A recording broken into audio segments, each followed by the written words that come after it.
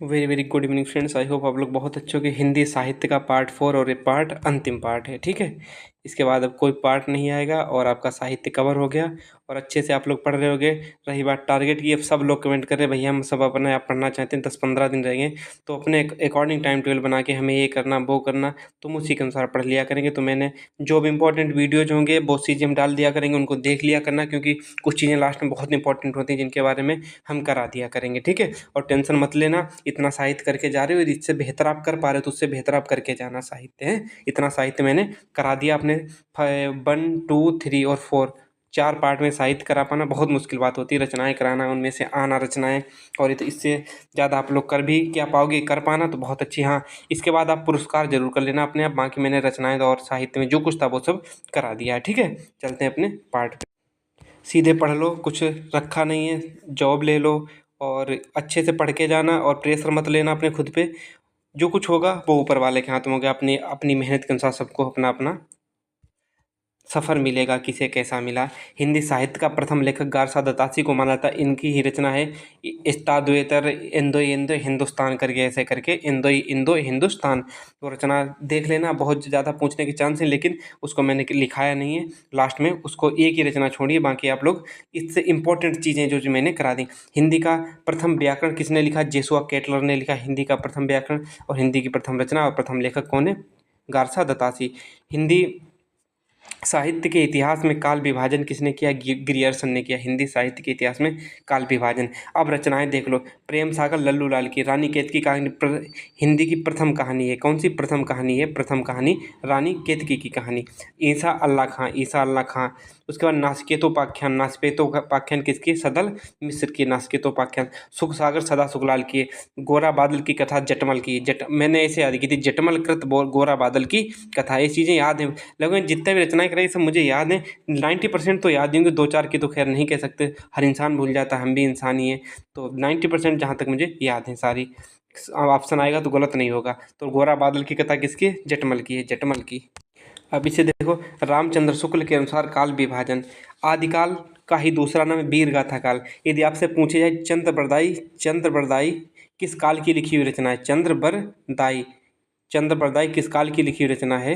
तो आप लोग कहोगे आदिकाल या वीर गाथा काल की चंद्रबरदाई रचना है। किस काल की है? आदिकाल या वीर गाथा काल की। इसका जो समय था 1050 से 1375 रहा है। पूर्व मध्यकाल इसे कोई भक्ति काल कहते हैं। भक्ति काल 1375 से 1700 ईस्वी तक रहा, ठीक है।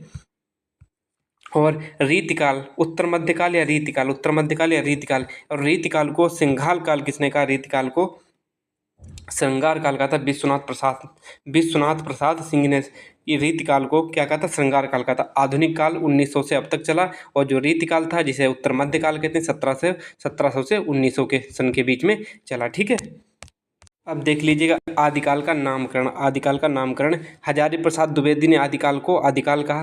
रामचंद्र शुक्ल ने इसे वीर गाथा काल कहा। और राहुल सांकृत्यायन ने इसे सिद्ध सामंत काल कहा। महावीर प्रसाद द्विवेदी ने बीज वपन काल कहा। जॉर्ज गियर्सन ने चारण काल कहा। बहुत से हर किसी ने अपना अलग अलग नाम दिया, लेकिन जो मुझे इंपॉर्टेंट लगे मैंने राहुल सांकृत्यायन ने सिद्ध सामंत काल इंपॉर्टेंट लिख लेना। महावीर प्रसाद का बीज वपन बहुत इंपॉर्टेंट, ये दो तो जरूर याद करके जाना। और रामचंद्र शुक्ल वीर गाथा काल, ठीक है। कुछ भी छूटेगा नहीं, जो चीज़ इंपॉर्टेंट है वही चीज़ लिखाई, क्योंकि लास्ट टाइम में गाथा लिखा ना, कोई बड़ी बात नहीं। हो सकता है आप इससे बेहतर पढ़ पाओ तो आप लोग उससे पढ़ लेना। अब्दुल रहमान की रचना पूछी गई थी, इसलिए रखना संदेश रासक। एक देखो, एक एक रचना लिखी इनकी, सोचो कि कितना समराइज करूँ, आखिर कहाँ तक रोकूँ। संदेश रासक किसकी? अब्दुल रहमान की है। रेवंत गिरिराज किसकी? विजय सेन सूर की है। स्थूल भद्रदास जिन धर्म सूर की। श्रावकाचार देवसेन की। और जयचंद्र प्रकाश किसकी? केदार भट्ट की रचना। जयचंद्र प्रकाश केदार भट्ट की रचना है। अब आगे अपने स्वयंभू। इन्हें अपभ्रंश का वाल्मीकि कहा जाता है। बहुत बार पूछा गया, अपभ्रंश का वाल्मीकि किसे कहा जाता है? स्वयंभू को कहा जाता है। इनकी रचना है परमचर्य स्वयंभू, इसको पूरा किया था। इसके उत्तर भाग की रचना किसने की थी? त्रिभुवन ने की थी। यूपीपी रेडियो ऑपरेटर 2024 एग्जाम, इसमें क्वेश्चन आया था 2 फरवरी फर्स्ट शिफ्ट में। तो रचना परमचर्य पूरा इसको किसने किया था? इनके पुत्र त्रिभुवन ने किया था। और ये राम कथा पर आधारित है। किस पर आधारित है? राम कथा पर आधारित। इन्हें अपभ्रंश का वाल्मीकि कहते हैं। और अपभ्रंश का प्रथम महाकवि भी कहते हैं। अपभ्रंश का प्रथम महाकवि भी कहते हैं इसे। अपभ्रंश का प्रथम महाकवि। अन्य रचना इनकी रिट्ठ मेठी चरियु, रिट्ठ मेठी चरियु, दो ही रचना इनकी याद कर लो बस, बाकी कुछ नहीं याद करने। बाकी याद करने को तो बहुत चीज़ें, क्या क्या याद करोगे।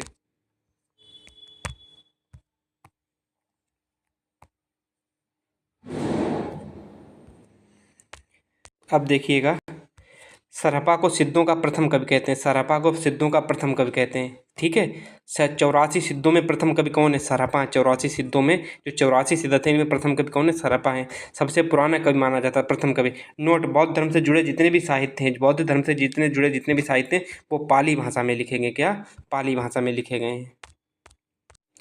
इस क्वेश्चन को पूछा गया था भक्तिकाल, पूर्व मध्यकाल या भक्तिकाल, इसको कितनी शाखाओं में वो डिवाइड किया गया? निर्गुण काव्य शाखा और सगुण काव्य शाखा, दो शाखाओं में विभाजित किया गया। और निर्गुण काव्य शाखा को ज्ञानाश्रय शाखा, प्रेमाश्रय शाखा। देखो, ज्ञान और प्रेम ही तो बनेगा ज्ञानाश्रय शाखा, प्रेमाश्रय। सगुण काव्य धारा को रामाश्रय शाखा और कृष्णाश्रय शाखा।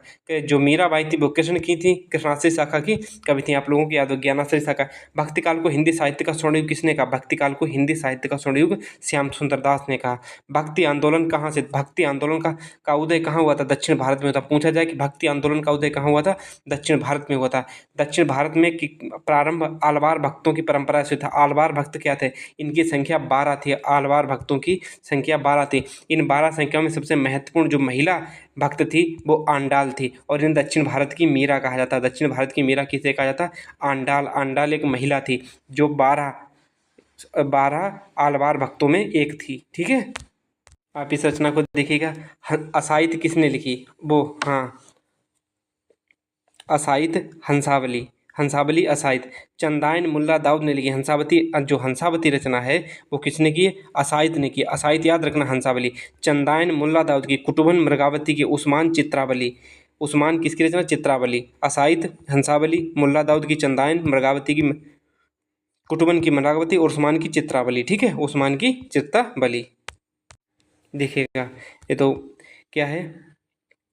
रीतिकाल। दोबारा देखिएगा, रीतिकाल की 3 भागों में बांटा गया था। रीति सिद्ध, रीतिबद्ध, रीति मुक्त। रीति सिद्ध, रीतिबद्ध, रीति मुक्त। इनको याद करोगे, सिद्धिबद्ध मुक्त, सिद्धिबद्ध मुक्त, ठीक है, काव्य धारा। और जो रीति सिद्ध काव्य धारा के कवि हैं वो बिहारी मेन है। और के किस दरबार के थे? जयपुर दरबार के थे। और बिहारी सतसई इन्होंने लिखी थी, कौन सी? ब्रज भाषा में इन्होंने बिहारी सतसई अपनी ब्रज भाषा में लिखी थी। और इसके बाद रीतिबद्ध काव्य धारा के चिंतामणि केशवदास मतीराम भूषण देव, भूषण भी रीतिबद्ध काव्य धारा के कवि थे, सेनापति और देव। और रीति मुक्त की घनानंद आलम बोधा ठाकुर, घनानंद आलम बोधा ठाकुर, ऐसे याद करो क्रम से, घनानंद आलम बोधा ठाकुर, और इनको चिंतामणि केशवदास मतीराम सेनापति देव भूषण। तो ये हो गए रीतिबद्ध काव्य धारा के कवि। अब इनको देखोगा, भूषण कवि। भूषण, शिवराज भूषण किसने लिखी है? भूषण ने लिखी। शिवा बाबनी भूषण की रचना है। छत्रसाल दशक भूषण की रचना है। और दरबारी कवि किसके थे? शिवाजी के दरबारी कवि थे। और इन्हें वीर रस का कवि कहा जाता है। वीर रस का कवि कहा जाता है किसको? भूषण को वीर रस का कवि कहा जाता है। उसके बाद मतीराम की 2 रचनाएं मात्र याद रखने को, मतीराम की ललित ललाम और रसराज, इनकी 2 रचनाएं अच्छे से याद रखना, ललित ललाम और रसराज। देखो आगे, केशवदास की रामचंद्रिका और विज्ञान गीता, 2 रचना याद रखो। देखो बहुत रचनाएं हो सकता है आप लोग ज़्यादा याद रखो, कोई प्रॉब्लम नहीं। रामचंद्रिका केशवदास की रचना है। और देव जो नहीं थे रीतिबद्ध रीतिमुक्त किस काव्य धारा के कवि थे? तो प्रेम प्रसंग, ठीक है, प्रेम प्रसंग किसकी है? देव की है। भाव विलास किसकी रचना है? देव की भाव विलास रचना। और रस विलास किसकी? देव की रचना है। इन्हें उपमा का बादशाह कहा जाता है। उपमा का बादशाह किसे कहा जाता है? देव को कहा जाता है उपमा का बादशाह। भारतेंदु हरिश्चंद्र मात्र 35 साल की उम्र में एक्सपायर हो गए थे, वरना आज तो इतिहास ही कुछ और लिख देते। बहुत अच्छे कवि थे। अब आगे देखो, इनकी रचनाएं प्रेम माधुरी, प्रेम प्रलाप, विद्या सुंदर, प्रेम पचासा, प्रेम सरोवर, किसकी?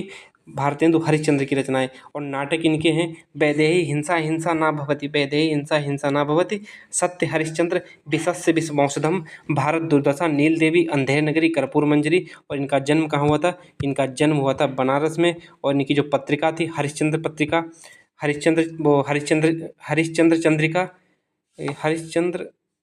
चंद्रिका थी, चलो ठीक है, इसको देख लेंगे।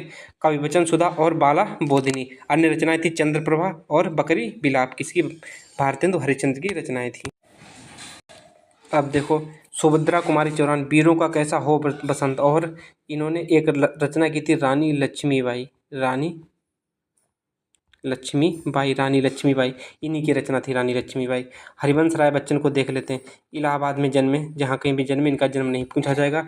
मधुशाला, मधुबाला, मधुकलश, प्रणय पत्रिका, इंग्लैंड प्रवास के दौरान इन्होंने एकमात्र पत्रिका, जब इंग्लैंड को रुके थे, पता नहीं इंग्लैंड क्या करने गए थे, वहाँ भी पत्रिका लिखी थी। और क्वेश्चन पूछा जाता है कि अपने इंग्लैंड प्रवास के दौरान उन्होंने कौन सी पत्रिका लिखी थी। प्रणय पत्रिका उन्होंने अपने इंग्लैंड प्रवास के दौरान लिखी थी, प्रणय पत्रिका। और दो चट्टाने, प्रणय, अग्निपथ, क्या भूलूं क्या याद करूं, क्या भूलूं क्या याद करूं, इन्हीं के नीड़ का निर्माण, फिर 10 द्वार से सोपान तक, और सोपान इनकी हरिवंश राय बच्चन की ही रचनाएं हैं। अब देखो सच्चिदानंद हीरानंद बसायन अज्ञे, इनका उपनाम क्या था, अज्ञे। शेखर एक जेमनी नदी के द्वीप अपने अपने अजनबी, इनकी रचनाएं हैं। अरे यायावर रहेगा याद, अरे यायावर रहेगा याद, आत्मनेपद। साहित्य अकादमी आंगन के पार द्वार किस पे, साहित्य अकादमी किस रचना पे मिला था, आंगन के पार द्वार रचना पे इनको साहित्य अकेडमी मिला था। ज्ञानपीठ कितनी नामों में कितनी बार पे मिला था। और इनकी एक रचना और, हरी घास पर क्षण भर, हरी घास पर क्षण भर। सच्चिदानंद वीरानंद हत्सान अज्ञे की सबसे इंपॉर्टेंट रचना हरी घास पर क्षण भर, कितनी नावों में कितनी बार, आंगन के पार द्वार, आत्मनेपद मोस्ट इंपॉर्टेंट, और नदी के द्वीप, और नदी के द्वीप किसकी, सच्चिदानंद हीरानंद बसायन अज्ञे की रचना है।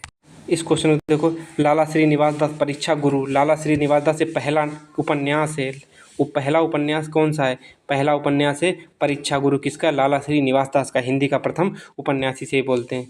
देवकी नंदन खत्री की रचना कौन सी, चंद्रकांता, देवकी नंदन खत्री। यशपाल की रचना कौन, दादा कॉमरेड, मेरी तेरी उसकी बात, झूठा सच, तेरी मेरी उसकी बात, मेरी तेरी उसकी बात, या तेरी मेरी उसकी बात, ये वाली रचनाएं कोई इनमें से एक आएगी, ठीक है। मेरी तेरी उसकी बात, या तेरी मेरी उसकी बात, दादा कॉमरेड, मेरी तेरी उसकी बात, और झूठा सच किसकी, यशपाल की रचनाएं हैं। अब देखो लो प्रमुख पत्रिकाएं, बाकी आप लोग और याद करवाओ, करो जाके, मैंने इतनी, मुझे जितनी सही लगी उतनी मैंने करा दी। उदंड मार्तंड ये पहला क्या नाम पत्र था, 30 मई 1826 को प्रकाशित हुआ था। पंडित जुगल किशोर थे संपादक इसके, और इसका प्रकाशन स्थल था कोलकाता, और ये साप्ताहिक था। बस इसमें इतनी चीज़ें याद करने लायक हैं जो चीज़ मैंने बताई हैं। एक कैसा साप्ताहिक था, एक सप्ताह में एक बार आता था, और कोलकाता से प्रकाशन होता था। पंडित जुगल किशोर इसके संपादक थे। उदंड मार्तंड पत्र था, और 30 मई 1826 को ये प्रकाशित हुआ था। बंगदूत पत्रिका के संपादक राजा राम मोहन राय थे। बनारस अखबार के राजा शिव प्रसाद सिंह, बनारस अखबार के जो संपादक थे वो शिव प्रसाद सिंह। अब देखो प्रजा हितैषी लक्ष्मण सिंह, प्रजा हितैषी कौन थे, लक्ष्मण सिंह। ब्राह्मण प्रताप नारायण मिश्र। आनंद कादम्बिनी बद्री नारायण चौधरी, हिंदी प्रदीप के बालकृष्ण भट्ट थे। और प्रताप गणेश शंकर विद्यार्थी, हिंदी नवजीवन पत्र किसका था, गांधी जी इसके संपादक थे। हिंदुस्तान और किसी का भी हो सकता, लेकिन मदन मोहन मालवीय का भी पत्र था। बहुवचन अशोक मिश्रा का था। और महात्मा गांधी अंतर्राष्ट्रीय विश्वविद्यालय वर्धा से प्रकाशन होता था, किसका, बहुवचन का। पूछा जाएगा बहुवचन पत्रिका का संपादन कहाँ होता था, कहाँ से होता था, महात्मा गांधी अंतर्राष्ट्रीय विश्वविद्यालय वर्धा मुंबई से प्रकाशन। देश राजेंद्र प्रसाद का था पत्र। मूक नायक BR अम्बेडकर का पत्र था, मूक नायक। अब इस रचना को देखिएगा, गोकुलनाथ की कौन कौन सी रचना थे, 252 बेसरण की वार्ता, 252 होगी, 200 बेसरण की वार्ता नहीं, 252 बेसरण की वार्ता, 84 बेसरण की वार्ता गोकुलनाथ की रचनाएं थी। अध्यापक सरदार पूर्ण सिंह की बहुत रचनाएं हैं, लेकिन कितनी कहाँ तक याद करोगे। मेन रचना इनकी आचरण की सभ्यता किसकी, सरदार पूर्ण सिंह की। बाबू गुलाब राय की रचनाएं ठलुआ क्लब और मेसी असफलताएं, और भी हैं, आप लोग याद कर रहे होंगे, बहुत अच्छी चीज़ है। तो अध्यापक सरदार पूर्ण सिंह की आचरण की सभ्यता, बाबू गुलाब राय, ठलुआ क्लब, मेरी असफलताएं। रामवृक्ष बेनेपुरी की रचनाएं कौन कौन सी, गेहूं और गुलाब, माटी की मूर्तें, और इन्हें ही कलम के जादूगर, इन्हें ही कहा जाता है कलम का जादूगर, किसे, रामवृक्ष बेनेपुरी का कहा था। पैरों में जंजीर बांधकर, पतितों के देश में लाल तारा, चिता के फूल, ये सब किसकी, रामवृक्ष बेनेपुरी की रचना याद करने वाली हैं। अब देखो हरिशंकर परसाई, भूत के पांव पीछे पगडंडियों का जमाना, बेईमान की परत। भूत के पांव पीछे पगडंडियों का जमाना और बेईमान की परत किसकी, हरिशंकर परसाई की रचनाएं हैं। अब देखो हजारी प्रसाद द्विवेदी, हिंदी साहित्य की भूमिका के लेखक कौन है, हजारी प्रसाद द्विवेदी। चारु चंद्रलेख की किसके लेखक हजारी प्रसाद द्विवेदी। सूर साहित्य की रचना हजारी प्रसाद द्विवेदी की। अशोक के फूल मोस्ट इंपॉर्टेंट, अशोक के फूल हजारी प्रसाद द्विवेदी। हिंदी साहित्य का आदिकाल, कुटज, नाथ संप्रदाय, बाणभट्ट की आत्मकथा किसकी रचना है? हजारी प्रसाद द्विवेदी की बाणभट्ट की आत्मकथा। चंद्रधर शर्मा गुलेरी इनका उपनाम था, गुलेरी। उसने कहा था कछुआ धर्म मारे से मोहि कुंठाव, कछुआ धर्म मारे से मोहि कुंठाव किसकी रचना है? चंद्रधर शर्मा गुलेरी की। संजीव की रचना यूपीपी में पूछी गई थी, यूपीपी 2018 वाले एग्जाम में, तो इनकी याद करना बहुत जरूरी है। तो यूपीपी की क्या हो जाएगी? संजीव। फांस जंगल जहाँ शुरू होता है, जंगल जहाँ शुरू होता है, दो रचनाएं इनकी, फांस और जंगल जहाँ शुरू होता है, किसकी? संजीव की रचनाएं हैं। अब कालिदास को पढ़ लो। कालिदास दरबार किसके दरबारी कवि थे? ये औरंगजेब के दरबारी कवि थे। औरंगजेब के दरबारी कवि थे, तो उसी टाइम पे इनके समकालीन भी होंगे। अभिज्ञान शाकुंतलम, विक्रमो बसीरियम, मालविकाग्नि मित्रम, रघुवंश और कुमार संभव। और खंड काव्य इनके थे मेघदूत, मेघदूत और ऋतुसंहार, किसके? महाकवि कालिदास के। इन्हें महाकवि बोला जाता है। महाकवि किसे बोला जाता है? महाकवि कालिदास को बोला जाता है। इनके दो खंड काव्य मेघदूत और ऋतुसंहार। पूछा जाए कि प्रकृति का पाणिनि किसे कहते हैं? प्रकृति का पाणिनि किसे कहते हैं? हेमचंद्र को प्रकृति का पाणिनि कहते हैं। छंदानुशासन इनकी रचना किसकी? हेमचंद्र की। संदेश रासक बहुत इंपॉर्टेंट है, अब्दुल रहमान की रचना है। रामचंद्र शुक्ल ने हिंदी साहित्य का प्रथम महाकाव्य पृथ्वीराज रासो को माना है। किसने? रामचंद्र शुक्ल ने। हिंदी का प्रथम प्रामाणिक ग्रंथ भी इसे माना गया। किसे? पृथ्वीराज रासो को। जयचंद्र प्रकाश भट्ट, जयचंद्र प्रकाश भट्ट केदार की रचना है। भट्ट केदार की रचना है। शाहजहाँ ने सूरदास को महाकविराय की पदवी दी थी। शाहजहाँ ने सूरदास को कौन सी पदवी दी थी? ये चीज़ वहाँ पे छूट गई थी, इसको क्या रखना? महाकविराय की पदवी दी थी। कबीर का प्रमुख शिष्य धर्मदास था, पर ये जो कबीर का प्रमुख पुत्र था वो धर्मदास था। ठीक है, अच्छे से याद रखना, धर्मदास। इसके प्रवर्तक पूछे जाते हैं। अद्वैतवाद के प्रवर्तक कौन थे? विशिष्टाद्वैतवाद के, द्वैतवाद के, द्वैताद्वैतवाद के, तो इनके प्रवर्तक पूछे जाते हैं। अद्वैतवाद के शंकराचार्य थे, अद्वैतवाद के शंकराचार्य। विशिष्टाद्वैतवाद के श्री रामानुजाचार्य थे। और द्वैतवाद के माधवाचार्य थे, माधवाचार्य। और द्वैताद्वैतवाद के निम्बकाचार्य, द्वैताद्वैतवाद के निम्बकाचार्य। और शुद्धाद्वैतवाद के वल्लभाचार्य। और हरडेवानी की रचना, जो हरडेवानी जो रचना है किसकी? दादू दयाल की है। पूछा जाएगा, यूपीपी में भी पूछा गया था कि हरडेवानी किसकी रचना है? किसकी? दादू दयाल की है हरडेवानी। अब देखो, गुरु ग्रंथ साहिब का संकलन अर्जुन देव ने किया। तो गुरु ग्रंथ साहिब का संकलन किसने किया था? अर्जुन देव थे। ज्ञानदेव किसकी रचना? शेख नबी की है। चंदायन मुल्ला दाऊद की रचना, इसे ही लोर कहा या लोर कथा का भी नाम इसका है। इसे किसे? चंदायन को भी बोला जाता है। और ये चनैनी लोक कथा आधारित पर है। चनैनी लोक कथा पर आधारित है। कौन? चंदायन रचना। और मुल्ला दाऊद को ही प्रथम सूफी कवि कहा जाता है। और लोर कथा किसकी रचना है? चंदायन का ही दूसरा नाम लोर कथा। अब देखो, पद्मावत किसकी रचना? मलिक मोहम्मद जायसी की रचना है पद्मावत। और पद्मावत में हीरामन तोता, जिसे हीरामन सुआ कहते थे, पद्मावत में हीरामन तोता का उल्लेख किया गया है। मलिक मोहम्मद जायसी, पद्मावत, अखरावट, आखिरी कलाम। और इन्हें समासोक्ति, समासोक्ति किस रचना में सबसे ज़्यादा? पद्मावत में समासोक्ति है। सामासिक पदों की बहुत ज़्यादा बहुलता, इसीलिए इसे पद्मावत को समासोक्ति रचना कहते हैं। रसखान ब्रजभाषा के कवि थे, कृष्ण भक्ति काव्य के धारक थे। इनकी रचना प्रेम वाटिका, सुजान रसखान। और प्रेम वाटिका में राधा कृष्ण की प्रेम लीला का वर्णन किया गया। किसमें? प्रेम वाटिका में।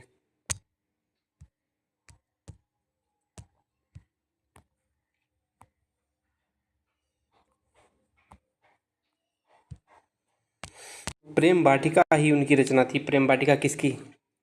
प्रेम वाटिका ही भारतेंदु हरिश्चंद्र की भी रचना थी। तो भ्रमर गीत किसकी रचना है? भ्रमर गीत परंपरा के प्रवर्तक कौन से? सूरदास थे। बात्सल रस का सम्राट किसे कहा जाता है? सूरदास को बात्सल रस का सम्राट कहा जाता है। ये चीज़ें वहाँ पे छूट गई थी। कठिन काव्य का प्रेत केशवदास को कहा जाता है, कठिन काव्य का प्रेत। भाव विलास और रसविलास दोनों रचनाएं किसकी? देव की पीछे भी कराई थी। हिंदी नवजागरण के अग्रदूत कौन है? भारतेंदु हरिश्चंद्र है। हिंदी गद्य का जन्मदाता किसे कहा जाता है? भारतेंदु हरिश्चंद्र को कहा जाता है। जगन्नाथ दास का उपनाम क्या था? रत्नाकर। इनका रचना है उद्भव शतक, श्रृंगार लहरी, गंगावतरण और हिंडोला। इनकी रचना किसकी? जगन्नाथ दास रत्नाकर की। हिंदी के प्रथम रिपोर्ताज विधा के जनक कौन थे? शिवदान सिंह चौहान। इनका प्रथम रिपोर्ताज था लक्ष्मीपुरा। लक्ष्मीपुरा किसकी रचना? डॉक्टर शिवदान सिंह की। कन्हैयालाल मिश्र प्रभाकर की रचना क्या है? दीप जले, शंख बजे, माटी हो गई सोना, बंग महिला की कहानी और दुलाई वाली और बंग महिला की कहानी, दो रचनाएं बहुत इंपॉर्टेंट है। और किसकी? कन्हैयालाल मिश्र प्रभाकर की। बहुत अच्छे से याद रखना। अब देखो, राहुल सांकृत्यायन बहुत इंपॉर्टेंट कवि इनकी खूब रचना है। अधातो धुमक्कड़ जिज्ञासा नाम से पूछी जाएगी, जहाँ पे धुमक्कड़ लिख के आ जाए उसमें तुरंत लगा देना राहुल सांकृत्यायन। किन्नर के देश में मेरी तिब्बत यात्रा, धुमक्कड़ शास्त्री, यात्रा के पन्ने, बोलगा से गंगा कनायला की कथा, सतमी के बच्चे, मेरी यूरोप यात्रा। देखो जो जो मुझे कौन कौन सी याद है, एक तो किन्नर देश में याद है, धुमक्कड़ शास्त्र, बोलगा से गंगा, कनैला की कथा, सतमी के बच्चे, मेरी यूरोप यात्रा। 1 2 3 4 5 6 रचनाएं हमें पूरी पूरी याद हैं। इसके बाद इन्हें 2 रचनाएं हमें और इंपॉर्टेंट लगी, वो मैंने आपको लिख दी। कौन सी? किन्नर के देश में, मेरी तिब्बत यात्रा, यात्रा के पन्ने, बोलगा से गंगा, कनैला की कथा, सतमी के बच्चे, मेरी यूरोप यात्रा। आवारा मसीहा किसकी रचना? विष्णु प्रभाकर की है। आवारा मसीहा रचना किसकी? विष्णु प्रभाकर की है। विष्णु प्रभाकर द्वारा रचित शरत चंद्र चट्टोपाध्याय की जीवनी है। लेकिन आवारा मसीहा लिखी विष्णु प्रभाकर है, लेकिन है किसकी है? शरत चंद्र चट्टोपाध्याय की जीवनी है। उसके बाद देखो भीष्म साहनी की 2 रचना याद रखो, तमस और हानूस। भीष्म साहनी की 2 रचनाएं बहुत इंपॉर्टेंट, तमस और हानूस। देखो बहुत रचना, इनको एक साथ लिखना, सबको पढ़ा पाना पेपर पास में, तो उसको टॉप ही मैंने सब कुछ करा दी। पंजाब में हिंदी का प्रचार प्रसार कितना? सिद्धाराम फिल्लौरी ने किया था। हल्दी घाटी किसकी रचना? श्याम नारायण पांडे की रचना। केशवदास का आध्यात्मिक ग्रंथ विज्ञान गीता है। रामचंद्रिका केशवदास की रचना थी, विज्ञान गीता। और पूछा जाए तो केशवदास की रामचंद्रिका और विज्ञान गीता में केशवदास का आध्यात्मिक ग्रंथ कौन था? आध्यात्मिक ग्रंथ कौन था? विज्ञान गीता था, विज्ञान गीता था। और देखो फणीश्वर नाथ रेणु, आंचलिक कथाकार किस लेखक को कहा जाता है? फणीश्वर नाथ रेणु को कहा जाता है। इनका जन्म बिहार में हुआ था। बट बाबा मैला आंचल बहुत ज़्यादा इंपॉर्टेंट है, मैला आंचल जरूर याद रखना। 2 चीज़ें इनकी जरूर याद रखना, कौन कौन सी? एक तो क्या नाम, मैला आंचल, और दूसरी इनका जन्म बिहार में हुआ था, तीसरा आंचलिक कथाकार है। भोर का तारा जगदीश चंद्र माथुर, भोर का तारा किसकी रचना? जगदीश चंद्र माथुर की। रेशमी टाई रामकुमार वर्मा की रचना, रेशमी टाई रामकुमार वर्मा। और देखो सरदार पूर्ण सिंह की रचनाएं देख लो। आचरण की सभ्यता, सच्ची वीरता, मजदूरी और प्रेम, पवित्रता। प्लेग की चुड़ैल किसकी रचना? भगवान दास की। प्लेग की चुड़ैल रचना पूछी गई थी इसलिए मैंने लिखा। सबसे पहले ऊपर किसके? सरदार पूर्ण सिंह को देख लो। आचरण की सभ्यता, सच्ची वीरता, मजदूरी और प्रेम और पवित्रता किसकी है? सरदार पूर्ण सिंह। प्लेग की चुड़ैल भगवान दास की। इंदुमती किशोरीलाल गोस्वामी की रचना है। एक मुलाकात उषा राजे की रचना, एक मुलाकात उषा राजे की रचना। कल या परसों आपको टॉप 100 जो पंक्तियां हैं उनको हम आपको दे देंगे, टॉप 100 करके पंक्तियां हैं उनको दे देंगे। उसके बाद आपका हिंदी साहित्य खत्म होगा और आप इससे बेहतर पढ़ पाए तो पढ़ लीजिएगा। और उसके बाद टारगेट देखो, हमसे बहुत मैसेज आया, लगभग में आज हमारे पास लगभग मैंने जो ऊपर से देखा था तो ऊपर कितने मैसेज दिखा रहे थे, जो अलग वाले मैसेज छोड़ के उसमें से लगभग में 69 मैसेज थे, सब कह रहे थे भैया हम अपने आप टारगेट को कंप्लीट करेंगे। तो देखो पढ़ाई टाइम तो बहुत है। आप अभी मैं कल एक वीडियो बना दूंगा किस तरीके से हर चीज़ कवर कर लिएगा, ठीक है? उसके अनुसार जितनी जल्दी कवर हो जाए, जितना रिवीजन करना, 15 अगस्त तक आप हर चीज़ कवर कर लेना। मैं बता दूंगा कल वीडियो सुबह आ जाएगा, उससे पहले आप लोग एनालिसिस करना, आज खुद को शांत रखना, ये नहीं कि बहुत भगदड़ मचा दो। उसके बाद आपको हम अच्छा वीडियो ला के दे देंगे। और बाय बाय, टेक केयर, मिलते हैं नेक्स्ट वीडियो में। अपना सिलेक्शन लीजिएगा, अपने माँ बाप का नाम रोशन कीजिएगा, यही हमारी आप सबके दुआएं, और ऊपर वाले से भी यही दुआएं। बाय बाय, मिलते हैं नेक्स्ट वीडियो में। और हाँ, पढ़ाई को और 1-2 घंटे बढ़ा दो, छोड़ना मत कुछ भी, ठीक है? हो जाएगा सिलेक्शन सबका। Bye bye.